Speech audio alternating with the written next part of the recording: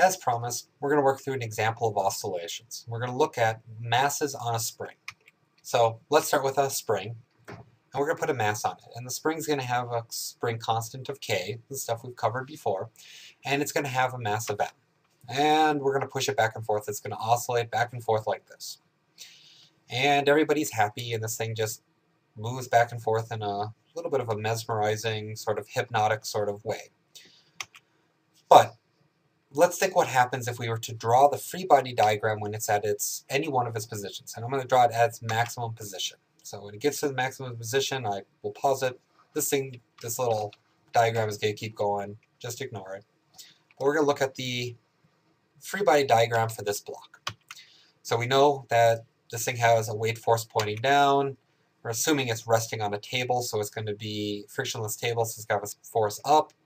Don't really care about those. What we do care about is the force that when it's at its maximum displacement up here, the spring is going to be pulling it back. So there's a force due to the spring. And that force, based off of Hooke's law, is minus kx. So x is the distance from its average position, its center point. We pull it over. Minus k is going to be given by the opposite of the spring constant. So, like normal Newton's second law problems, we're going to write stuff down. And I'm going to choose in my diagram that positive is going to be towards the right.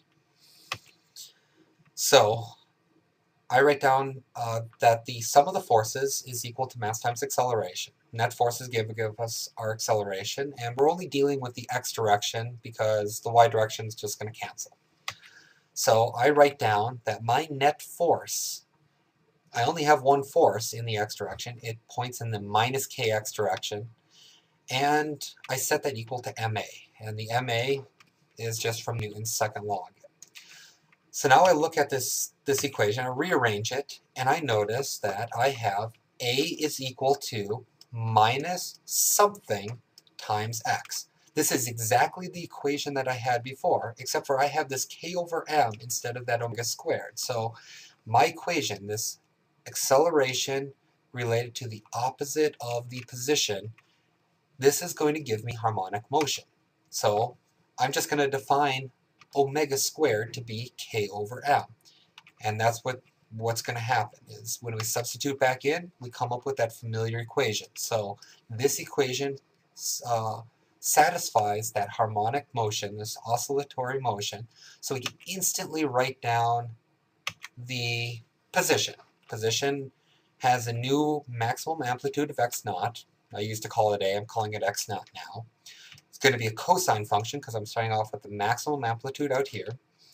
And instead of having omega in here for this term, I substituted in, using this substitution, I substitute in the square root of k over m for omega. So I can see that x equals x naught cosine of the square root of k over m times t, and again minus this phi, which is our phase shift. So could write down the velocity terms if we really wanted to, or the acceleration terms. They're going to be related. They're going to be exactly the same thing through, except for we just showed that this is the only substitution we have to make. So the oscillation of the spring, and if we think about back to what omega is the angular frequency. It's related to the period.